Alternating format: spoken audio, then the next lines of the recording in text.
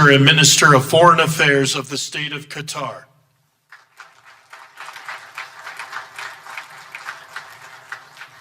The Minister of Foreign Affairs of the Kingdom of Saudi Arabia.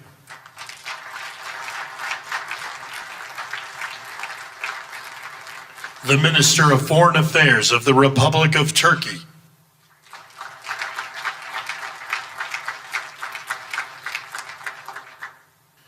The Special Envoy to the United States for the United Arab Emirates.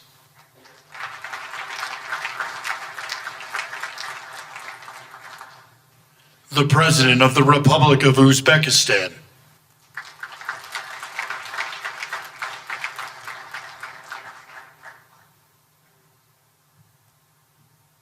The Prime Minister of Mongolia.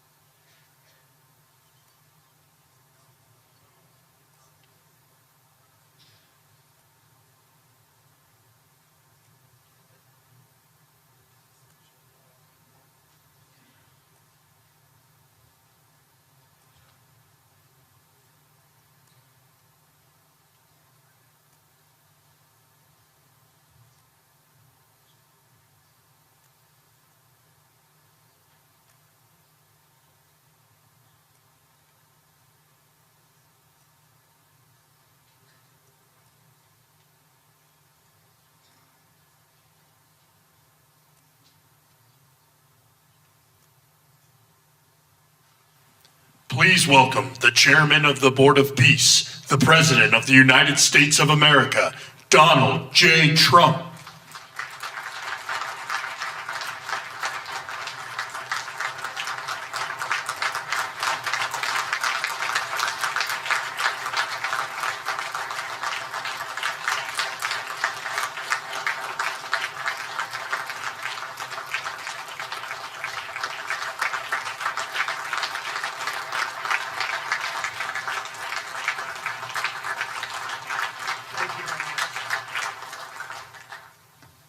Well, this is a very exciting day, long in the making, and many countries have just received their notice, and everybody wants to be a part of it, and we'll work with many others, including the United Nations.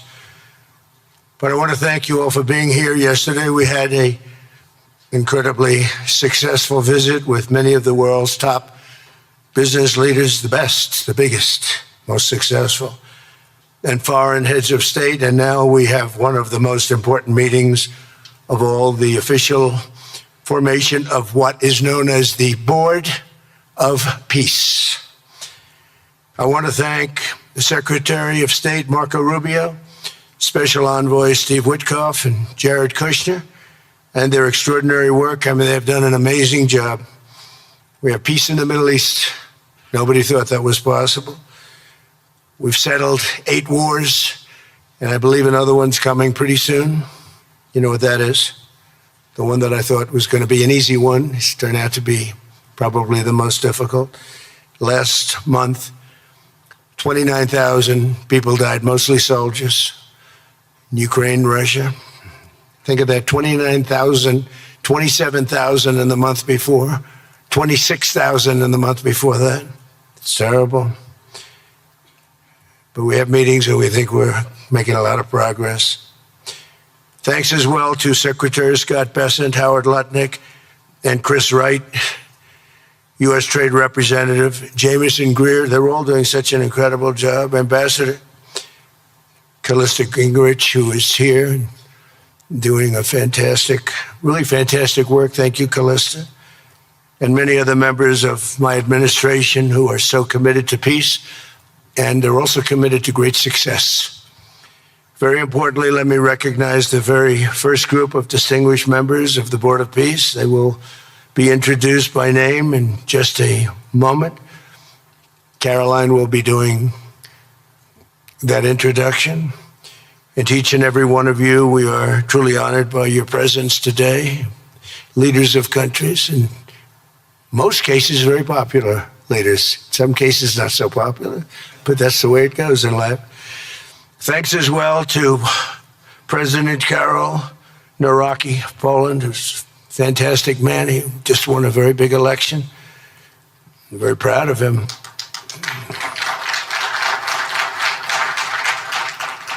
Amazing. Along with former Prime Minister of the United Kingdom, Tony Blair. Thank you, Tony, for being here. We appreciate it. And members of the Board of Peace Executive Board, great group. This week marks the one-year anniversary of my second inauguration as president. No administration in history has achieved such a sweeping turnaround in 12 months' time at home and abroad. We have a tremendous mandate. We won the popular vote by millions. We won every swing state, the 7. They were saying, can you win all 7? Is it possible? Because it's not done. And we won all 7. We have a great mandate back at home. As I said yesterday, the U.S. economy is booming with virtually no inflation. It was 1.2% for the last 3 months. And we inherited the worst inflation in the history of our country. And we have economic growth now of 5.4%, looks like. And I think that number can double and triple if we do the right things and if we change thinking so that if you announce good numbers, the markets go up instead of if you announce good numbers, the market goes down because everybody tries to kill it by lowering or raising interest rates depending on the situation. When America booms, the entire world booms.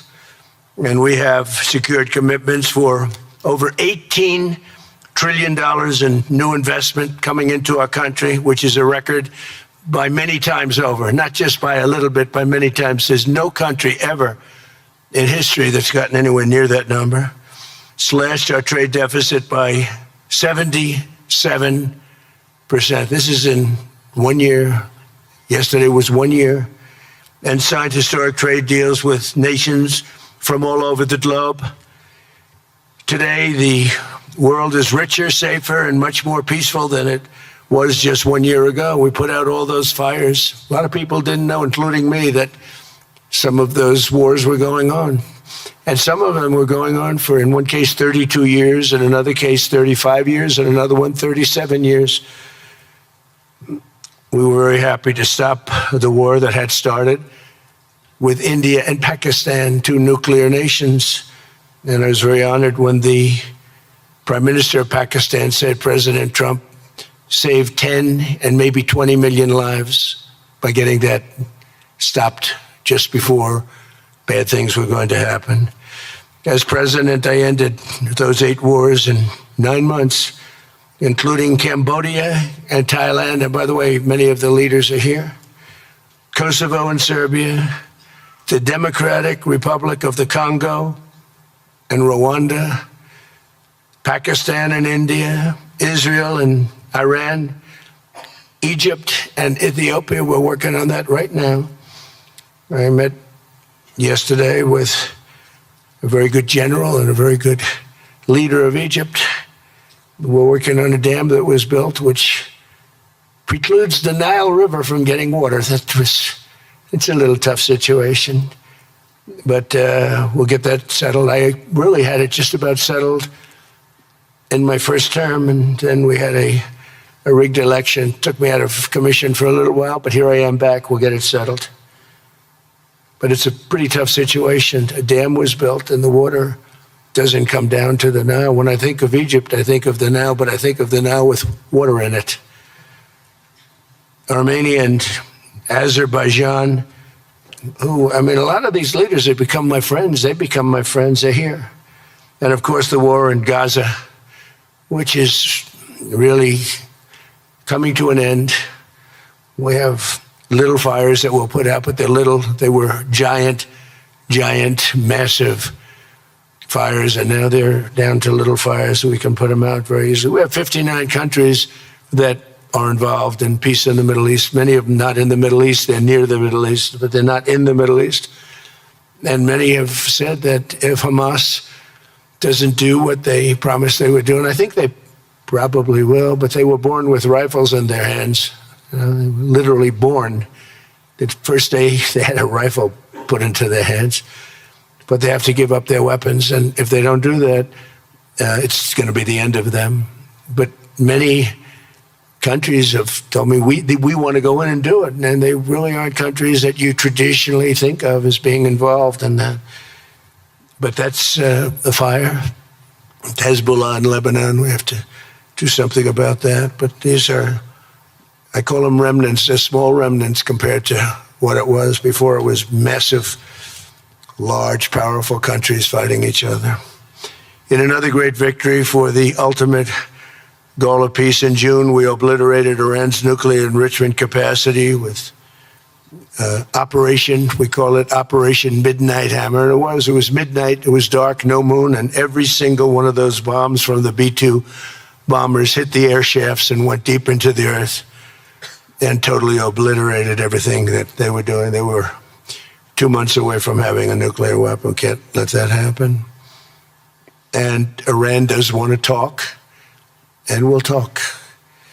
We've also hit ISIS in Syria, and very strongly, as you know. In my first administration, I took out al-Baghdadi, the founder of ISIS, and he was trying to start it up again because due to the tremendous talent of General Raisin Kane, as I call him, he wiped out ISIS in a period of 3 weeks in my first term. You know, we had a great first term, but the second term is, I think, blowing it away, actually. But we took out ISIS, and we had, it was gone, but during the Biden administration, it formed again a little bit. We hit it very hard in Syria. And Syria, by the way, I spoke with the president, is making a lot of progress, tremendous progress, actually. We're very happy about that. We took off all sanctions, which gives them a chance to breathe.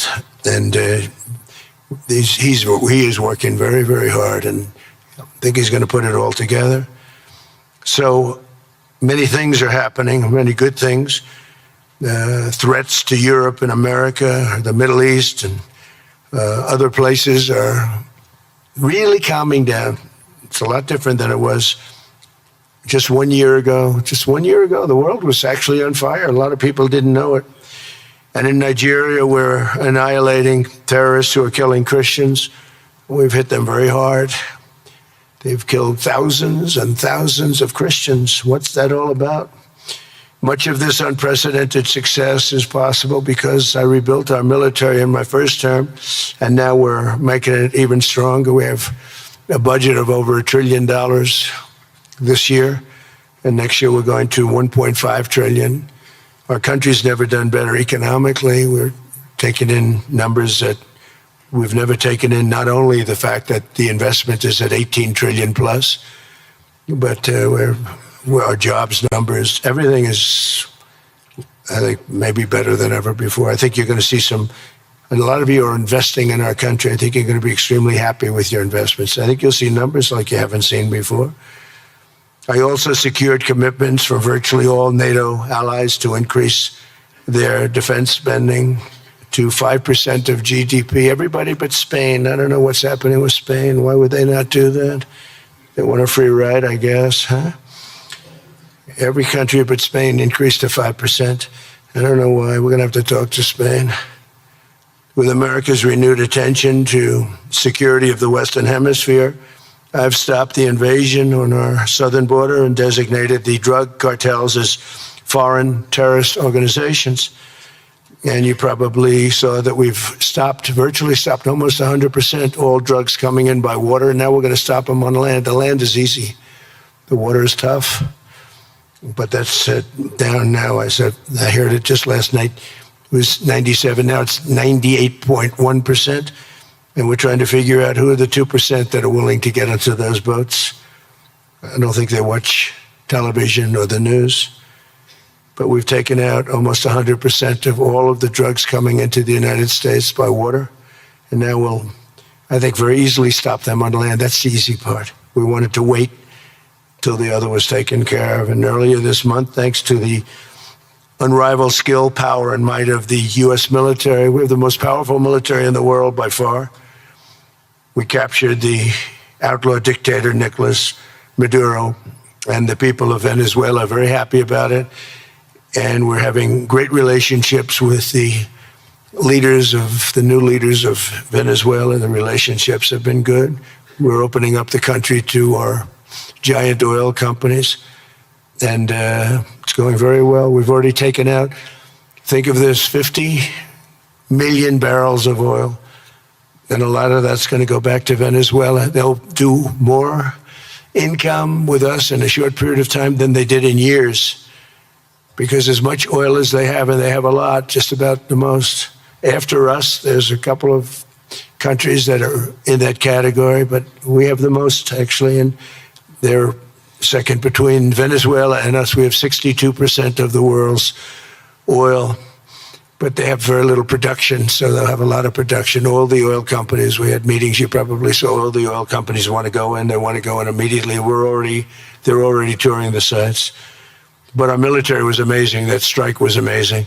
We had a second wave coming. We didn't need it. They said, no second wave. We don't want a second wave. The first wave was enough. And of course, we're working to end the horrible killing in Ukraine, a war that should never have happened and would have never happened if I were president. That was not going to happen. I used to speak to Vladimir Putin about Ukraine, and it was the apple of his eye, but he would never have ever done it. Said, you can't do that, Vladimir. As part of this historic record of major peace initiatives, today we're announcing more details regarding the Board of Peace, so important. This board has the chance to be one of the most consequential bodies ever created, and it's my enormous honor to serve as its chairman. I was very honored when they asked me to do it. We had an idea to do it, and then they came, they said, you be the chairman. And but I take it very seriously. We have a great group of people and incredible young people that are leading it from within. It's running beautifully, started already. And every country, just about every country, wants to be a part of it. And we just sent out the letters a couple of days ago, and these are just the countries that are here. They happen to be in Davos. So we said, would be honored if you wanted to join us up on the stage. And it's really great. They're friends of mine. I think, let me see. Yeah, every one of them is a friend of mine. A couple I like, a couple I don't like. No, I like, actually, at this group, I like every single one of them. Can you believe it? Usually I have about 2 or 3 that I can't stand. Usually I have 2 or 3 that I don't like. I don't find them up here. I like every one of these people. No, they're great people. They're great leaders. And the Board of Peace is composed of leaders, the top leaders in the world, actually.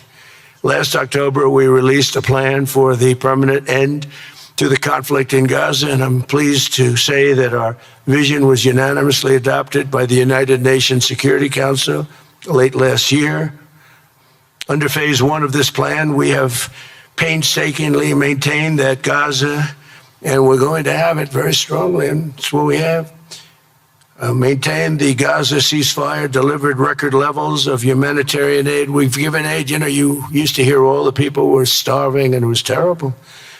Now you don't hear that anymore. We've delivered record levels of humanitarian aid. I want to thank the United States, but I want to thank some of the countries that are sitting right up here, because they've sent great aid, aid also in the form of money, where we go out and purchase food, and you don't hear those stories anymore with people starving. And secured the release of all 20, we secured the release of all 20 living hostages. Now I want to thank Steve Witkoff and Jared and everybody for working so hard. They worked so hard, but there were 20 remaining living hostages. Now we got hundreds out, but the last 20, I said, boy, that's going to be a tough one. And I said that a year before. And it was a tough one, but we got them. Got all 20, every one of them. And we had also about 28 that were dead, but the parents wanted them just as though they were living, just as much. Some cases it almost seemed more. It was amazing, actually, the love.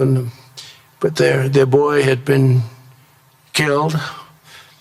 In just about all cases, young men. Their boy had been killed, and they wanted the body of their boy, and it looked like it couldn't be done. And with the exception of one, and we're close on the track of that. We've got them all, every single one of them, which is amazing. It's a rough job. That was a rough job. And I've been very clear that Hamas must return that last remaining deceased hostage as well, and that will be the full commitment. And then we get on to other things, and we're committed to ensuring Gaza is demilitarized, properly governed, and beautifully rebuilt. It's going to be a great plan, and that's where the border peace really started. And I think we can spread out to other things as we succeed with Gaza. We're going to be very successful in Gaza. It's going to be a great thing to watch, and we can do other things. We can do numerous other things. Once this board is completely formed, we can do pretty much whatever we want to do, and we'll do it in conjunction with the United Nations. You know, I've always said the United Nations has got tremendous potential, has not used it, but there's tremendous potential in the United Nations, and you have some great people at the United Nations, but so far it hasn't. You know, on the 8 wars that I ended, I never spoke to the United Nations about any of them. And you would think that I should have. You would think they could have done those 8 wars, but they couldn't have. And they tried, I guess, in some of them, but they didn't try hard enough. But there's tremendous potential with the United Nations. And I think the combination of the Board of Peace with the kind of people we have here, coupled with the United Nations, can be, you know, something very, very unique for the world. It's for the world. This isn't United States. This is for the world. As everyone can see today, the first steps toward a brighter day for the Middle East and a much safer future for the world are unfolding right before your very eyes. Together, we are in a position to have an incredible chance. I don't even call it a chance. I think it's going to happen. To end decades of suffering, stop generations of hatred and bloodshed, and forge a beautiful, everlasting, and glorious peace for that region and for the whole region of the world, because I'm calling the world a region. The world is a region. We're going to have peace in the world. And boy, would that be a great legacy for all of us. Everybody in this room is a star, or you wouldn't be here. There's a reason that you're here, and you're all stars. You're the biggest people, the most important people in the world, most powerful people in the world. And when you use that genius that you have, that very unusual, very inspired genius, when you use that for peace, the opposite of peace has no chance. So I just want to say it's tremendous to be with you, and I think this is something that we're doing that's very important. This is the most important. I was so looking forward to being here, and yesterday was a tremendous success. A lot of good things happened, but this was something that I really wanted to be here and do, and I could think of no better place because so many people were together. And now to bring the Board of Peace into full force, I ask Sheikh Isa of Bahrain and Foreign Minister Barita of Morocco to join me in signing and ratifying the Board of Peace Charter. Thank you very much, everybody. Appreciate it. Thank you. Thank you.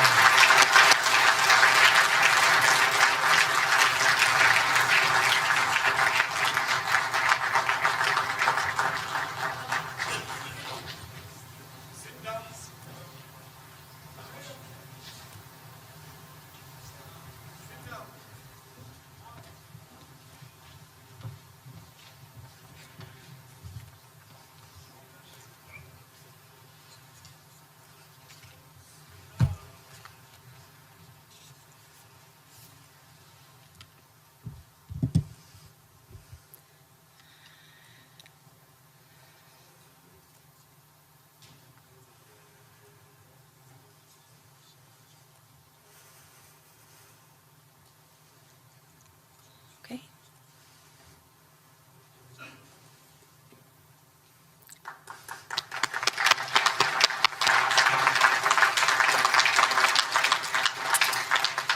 Congratulations, President Trump. The charter is now in full force, and the Board of Peace is now an official international organization.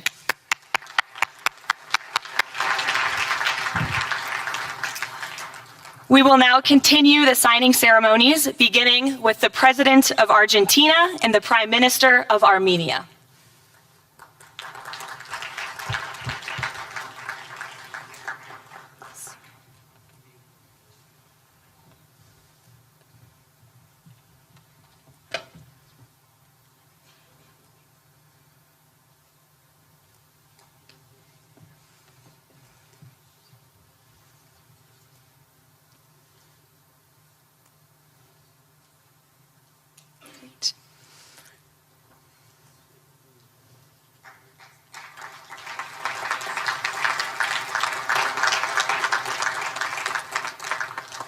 Next up, the President of the Republic of Azerbaijan and the Prime Minister of the Republic of Bulgaria.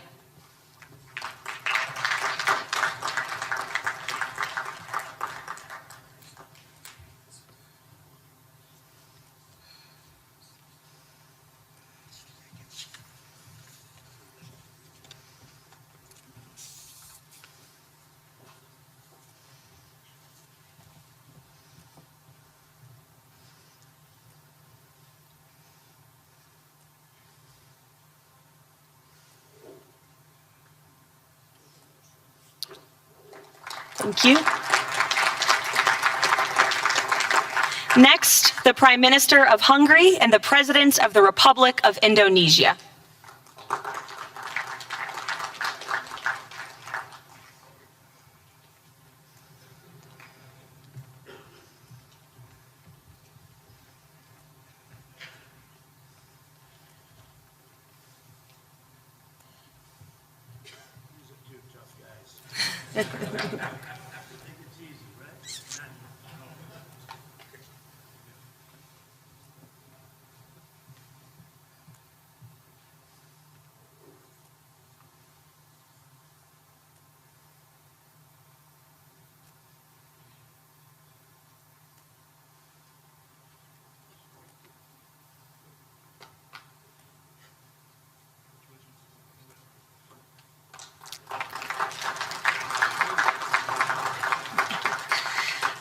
Next, the Deputy Prime Minister of the Kingdom of Jordan and the President of the Republic of Kazakhstan.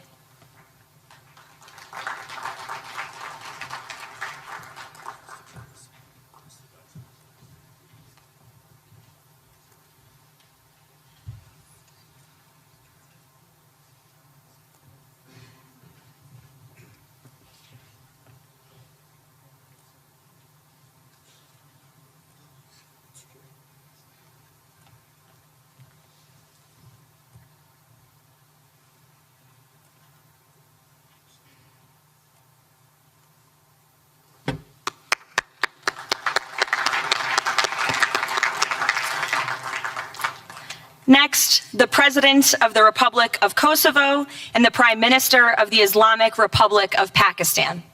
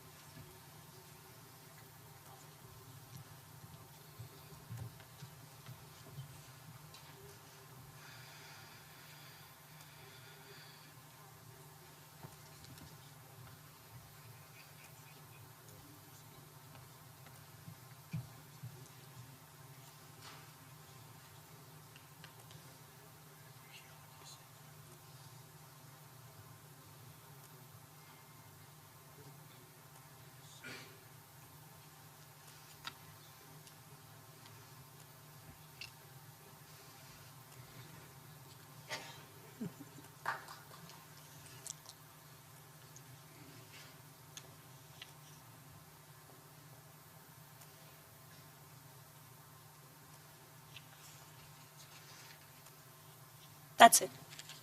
Yes. Thank you.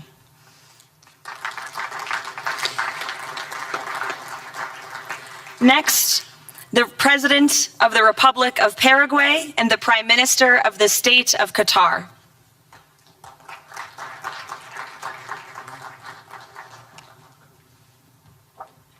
Hello, good, how are you?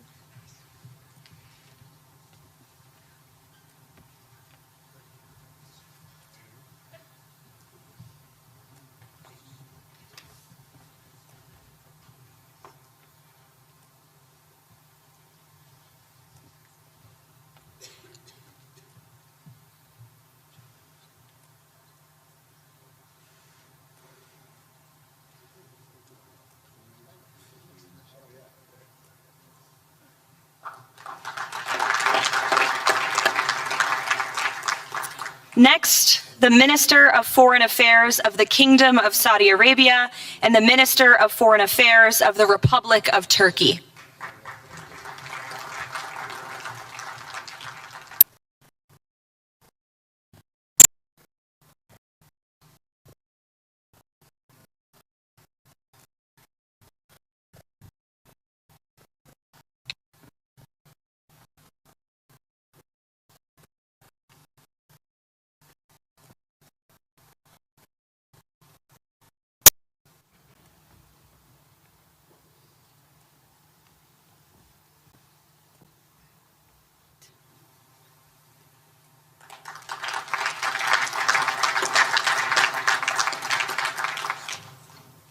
Next, the Chairman of the Executive Authority Affairs of the UAE and the President of the Republic of Uzbekistan.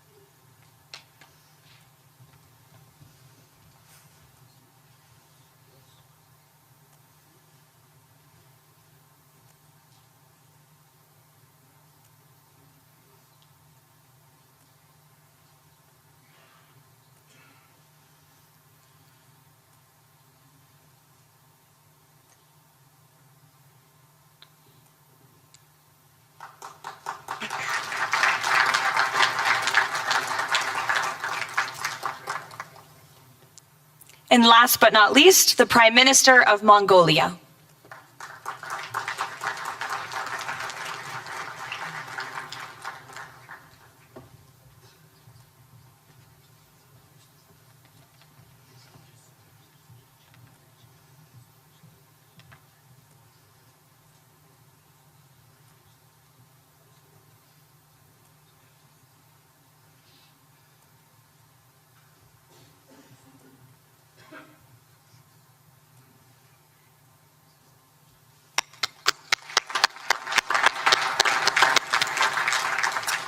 Congratulations, everyone. This concludes the signing ceremony.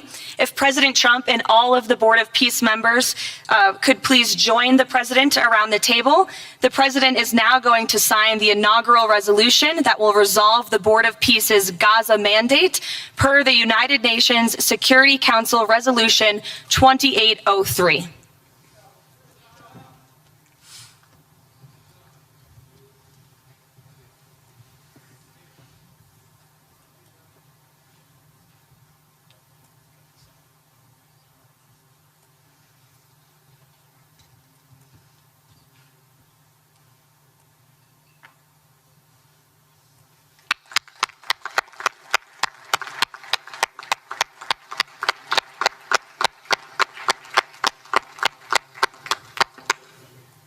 Congratulations. If President Trump and all Board of Peace members could please take their seats in the front.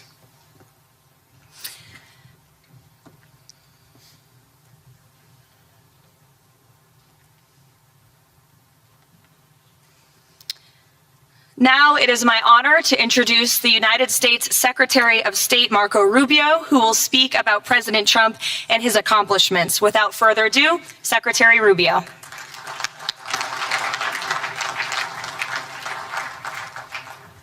Thank you very much. It's an honor to be here today. It's an honor to serve as the Secretary of State during a historic presidency. And it's a historic presidency because the President of the United States, Donald J. Trump, is someone who is not limited by what others say is possible or what others say is impossible. He's not limited by some of the things that have happened in the past, and he's willing to talk to or engage with anyone in the interest of peace, always putting the American people and our national security first, but understanding that in the world that we share with so many others, peace is paramount to all of us. We are here today because of President Trump's vision. If we go back just a few months ago, people thought what was happening in Gaza was impossible to solve. 28 hostages that were dead, others that were still living, all these hostages that were being held. No one thought that that would ever come to a resolution without more fighting and more bloodshed along the way. In fact, frankly, many thought it was intractable. And sadly, many of the institutions that have served us well, in many cases for the last 70 years, were unable to do anything about it. But President Trump had the vision and the courage to dream the impossible, to believe that it was doable, and to pursue it with all of his heart. And he was in that capacity assisted by an extraordinary team, and I think both Jared and Steve deserve a tremendous amount of credit, Jared Kushner and Steve Woodcock, for all the work they put in. And all of our partners here today. And now we have this Board of Peace, who I believe's possibilities are endless. Obviously, with a focus first and foremost on making sure that this peace deal in Gaza becomes enduring. And I know this president has it as his highest priority and will give it everything he has to make sure that this is successful. I also want to acknowledge the extraordinary leaders that are here today. This is not just a board of peace, this is a board of action. Just like President Trump is a president of action. A lot of times people like to give speeches. I've been to many of these forums, and they're not useless, and they're not, they have utility in many cases. But oftentimes in international affairs, we often find ourselves at events where people are reading these scripted statements, these strongly worded letters that they put out, but no action, nothing happens. This is a group of leaders that are about action.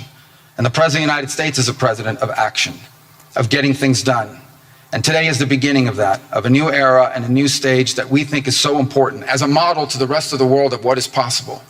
And clearly the focus is right now on Gaza and making sure that the plan that's about to be presented to you here today, this vision for the future of Gaza, this vision for the future of the region, is not just possible and promising. It is our destiny if we put the time and the effort that it requires, as I know this board will do.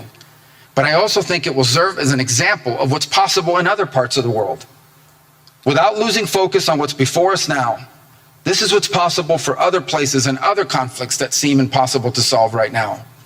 So I want to, on behalf of the United States, on behalf of the team that worked so hard on this, thank every single one of the leaders that are here today and all the countries that have committed to joining, and many others who are going to join. Others either are not in town today or they have to go through some procedure internally in their own country because of constitutional limitations, but others will join. Many want to be a part of this effort because it is going to be a successful effort.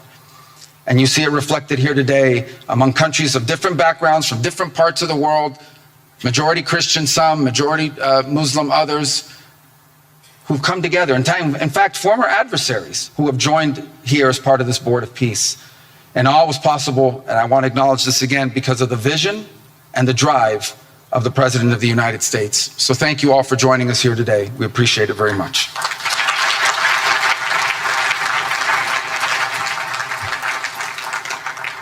Thank you, Secretary Rubio. Please, if you could now turn your attention to the screens for a video message from the head of the National Committee for the Administration of Gaza, Dr. Ali Shaith. Distinguished leaders, colleagues, and friends, it is an honor to be here today.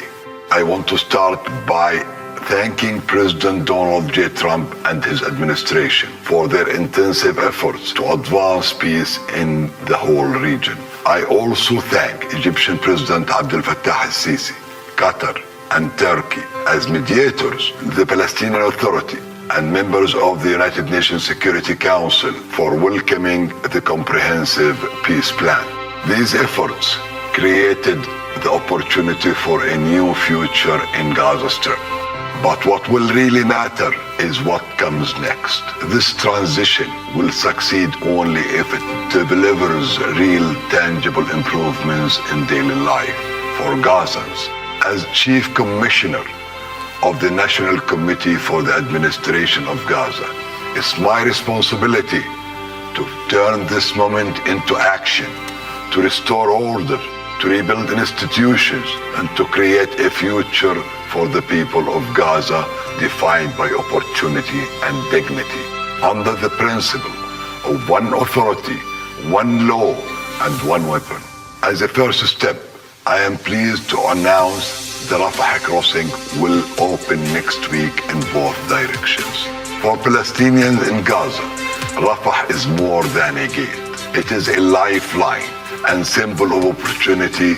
Opening Rafah signals that Gaza is no longer closed to the future and to the war.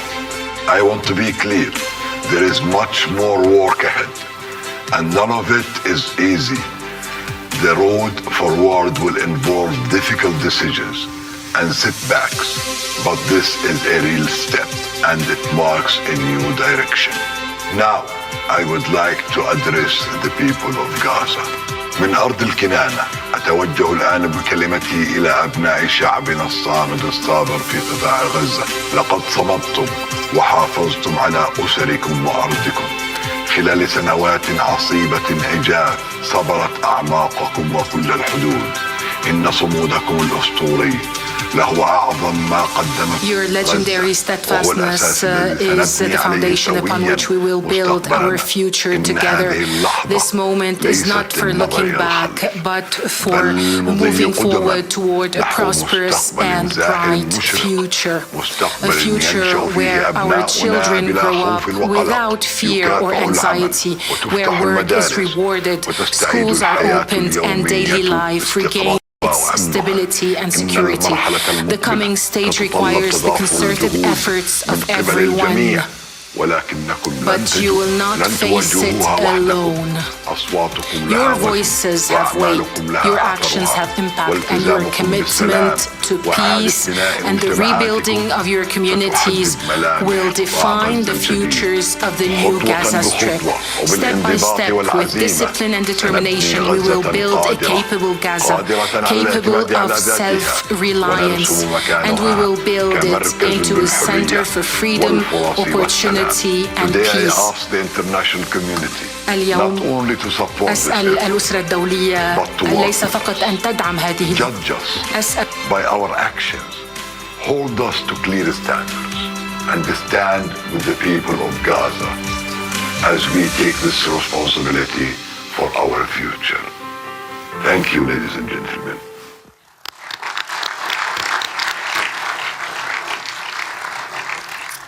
I now would like to welcome to the podium U.S. Special Envoy Steve Witkoff and Jared Kushner.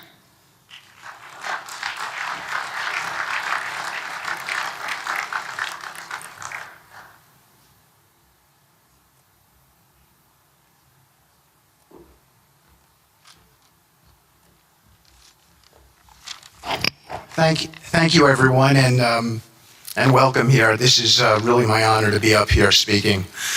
I remember when the president asked Jared, and of course our great Secretary of State, to work on something that the world thought was impossible and unattainable. But the president, on this peace deal for Gaza, as on all other deals we work on his behalf, said we had to try. And of course we were inspired by that. We have achieved a peace deal in Gaza. We have brought the hostages home, all of the bodies except for one, and we will bring that body home too. And maybe most importantly, we have created a sense of hope for what the future can bring in Gaza and all other places where the border of peace will operate. And I am so honored, Mr. President, to have worked on this on your behalf. I'd like to thank some people who are here with us tonight who have done so much, done indispensable work to bring this deal together. Sheikh Mohammed, my good friend from Qatar, and Ali Al-Tawadi, Hakan, Fidan, and Ibrahim, General Hassan, and Foreign Minister Badr Abdulati, and of course, President Sisi, and Prime Minister Netanyahu, former Special Envoy Ron Dermer, and Michael Eisenberg for all that they did. I would also like to thank our core working group and members of the Board of Peace who have been working nonstop on behalf of this incredible, noble effort, around the clock for months on end, sacrificing time with their families and their own personal lives because they believe in the mission and the vision that the President has set out for us. I'd also like to thank, those people include Tony Blair, Yakir Gabay, Josh Grunbaum, Ariel Lightstone, Laurent Tankman, Admiral Cooper, General Frank, and I probably have forgotten some along the way. And then perhaps most importantly, I want to thank our administration. We have an incredible team. It's amazing to work for this administration. I think you see the results that we get on behalf of the President because he inspires us so much.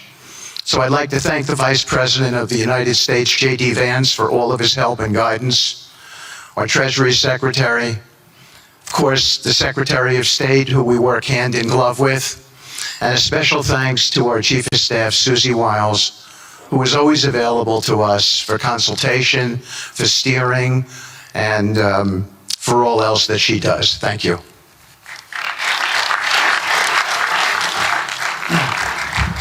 Thank you, Steve. And I have to say, one of the great honors for me of being able to work on this has been working with Steve, who really is as brilliant as he is. His heart is tremendous. It's a lot of fun to be with. And even in some of these, very difficult moments where we didn't think things would happen, working together really was an amazing treat.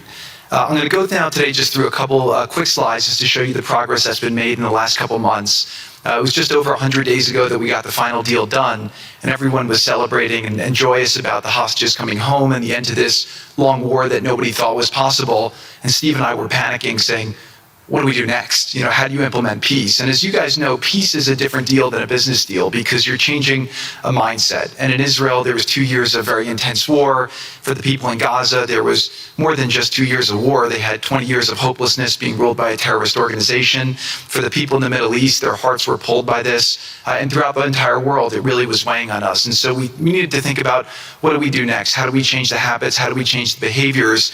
And we really got to work right away. And the team that Steve thanked, including the White House team and the team of volunteers. It's really been an incredible effort, very entrepreneurial, and we really did it in the way. I've been working now with President Trump for 10 years on politics, and what continues to amaze me is that he always takes a first principles approach and says, what's the most optimal outcome? Aim for that. Whereas politicians are always focused on the downside or what could go wrong or how to make it a little bit better. He always says, aim for the best possible and do your best to get there. And if everyone thinks it's impossible, that's even more reason why you should aim for it. And so really thank you for the leadership and the inspiration for doing this. And I think you'll see today we've achieved more than thought was possible. And our ambition is still to go for something, I think, better than most people think is possible as well. So let's see if these things work. They never usually work. Good. So quickly, I'll go through this 2-year war, 90,000 tons of munitions. There's over 60 million tons of rubble there, and tens of thousands of fatalities. Through the ceasefire, we were able to get to through the 20-point plan, ceasefire, release of hostages. Getting the UN resolution passed was a huge, huge effort. Really thanks to Mike Waltz and the whole team there. They did an incredible job. And we then, with the help of the UN, we've worked very, very well with them. This is why you need a new organization like the Board of Peace to work with the UN. I want to thank Tom Fletcher. Did an incredible job of really getting it going. We've done historic humanitarian aid.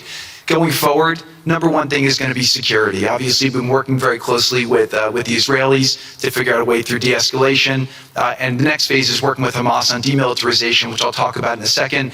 But without security, nobody's going to make investments. Nobody's going to come, build there. We need investments in order to start giving jobs. We want to take these people. 85% of the aid of Gaza, 85% of the GDP of Gaza has been aid for a long time. That's not sustainable. It doesn't give these people dignity. It doesn't give them hope. And so we want to use free market economy principles. A lot of what President Trump spoke about that he's doing in America, we want to bring the same mindset, the same approach to a place like Gaza to give these people the ability to thrive and have a good life. Let's see.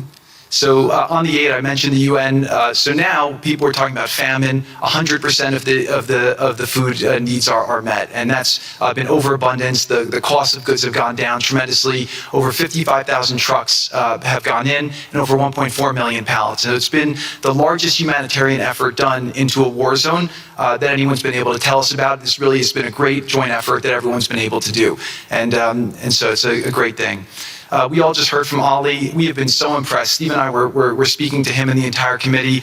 Such bravery of these people to step up. And we've worked with the Palestinian Authority, who's been helping us as well. But this committee is the first time it's a technocratic, apolitical committee. I really want to thank the Arab partners for helping us select the right people to do this. And we just need to believe in them and support them.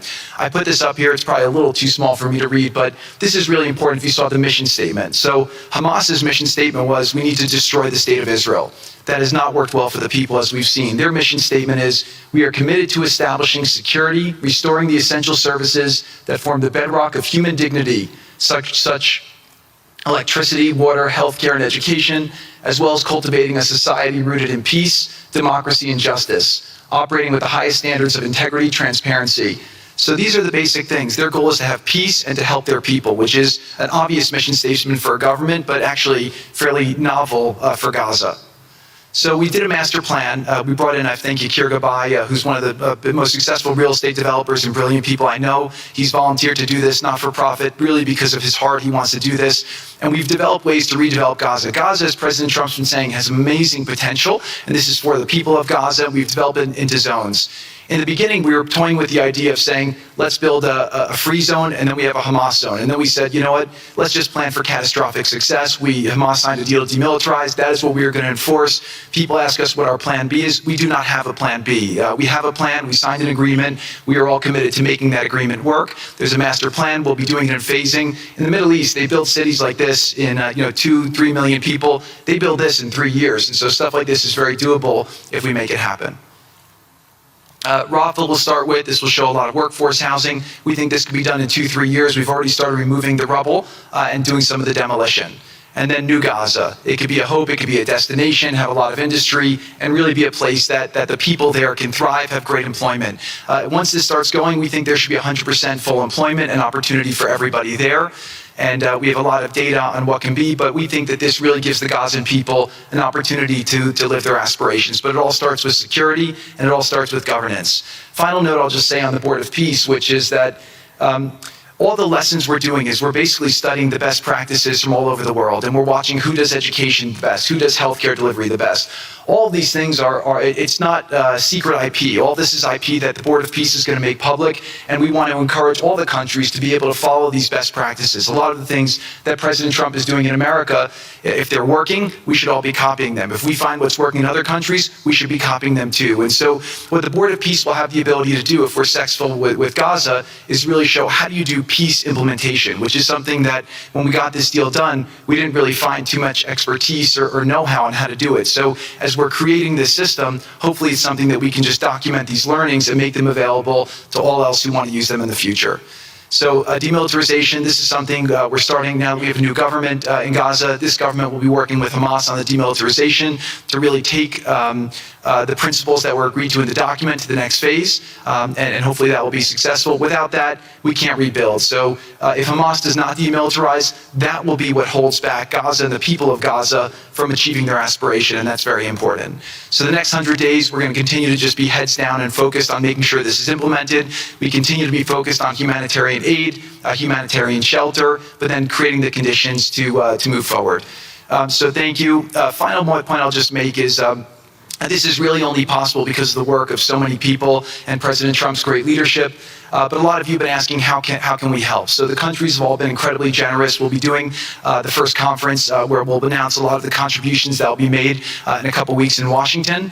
From the private sector, there'll be amazing investment opportunities. I know it's a little risky to be investing in a place like this, but we need you to come, take faith, invest in the people, try to be a part of it. And then finally, I'll just talk to people on the media and on the social media, which is, this deal only happened because we worked with Israel, we worked with Turkey, we worked with Qatar, we worked with Saudi, we worked with Egypt. I mean, everyone worked together. We worked with UAE. We all worked together to make this happen.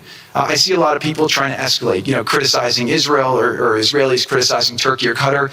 Just calm down for 30 days. I think that the war's over. Let's do our best to try working together. Our goal here is peace between Israel and the Palestinian people. Everyone wants to live peacefully. Everyone wants to live with dignity. Let's put our efforts towards promoting those who are doing the work to build this up, like Ali and his committee. Let's focus on the positive stories, and let's just calm down, turn a new chapter, and if we believe that peace is possible, then peace really can be possible. So we're going to continue to work every day. We need all of your help to do it. And again, I just really want to thank President Trump for his leadership in doing this. This would not have been possible without your commitment to this. Everyone thought it was impossible to end this war. You never gave up. You never stopped. Every time there was a setback, you told us to try harder. You gave us different ideas.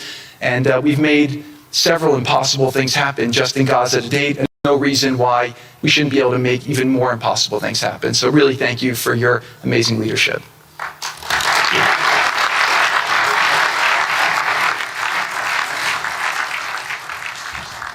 Thank you, Jared and Steve. Now I would like to introduce and welcome to the podium the High Representative for Gaza, Nikolay Mladenov.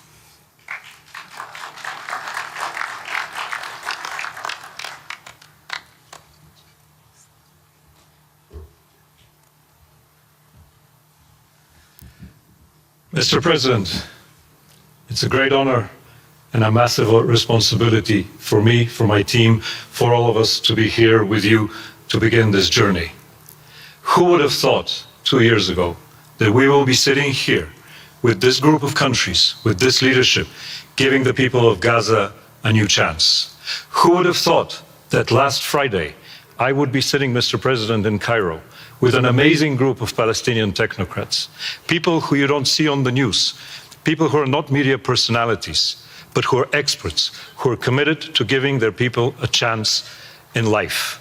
And this is what this is all about.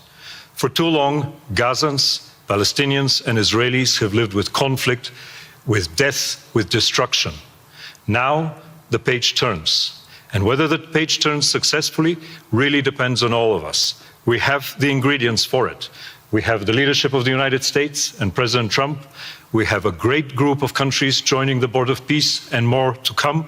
We have a fantastic Palestinian team on the ground, and we must make it work. Our partnerships are there, our plans are in place, and we need your support. And finally, I look to all of you who are in this room and who are watching this meeting from their screens at home or in their offices. Please put away your talking points for a minute. Please put away your fears. Please put away your concerns. Please stop listening to the rumors and to the gossip. Focus on what we have to do today, because the future of 2 million Palestinians is at stake, and if we give them a chance, we will do more than that.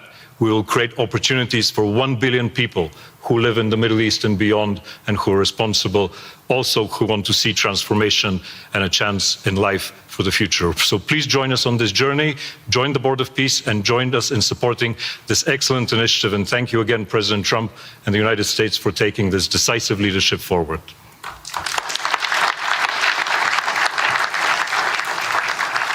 Thank you. President Trump, would you like to make some concluding remarks?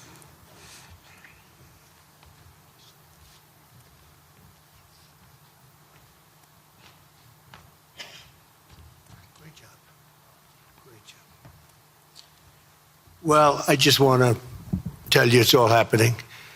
And one of the first things I said when we really got involved in this project, and it's a big one, but it's very doable, I said to Jared and Steve and some of the other folks, including Larry Fink, and congratulations on the great success. The two of you have done a fantastic job. This is bigger and better than ever.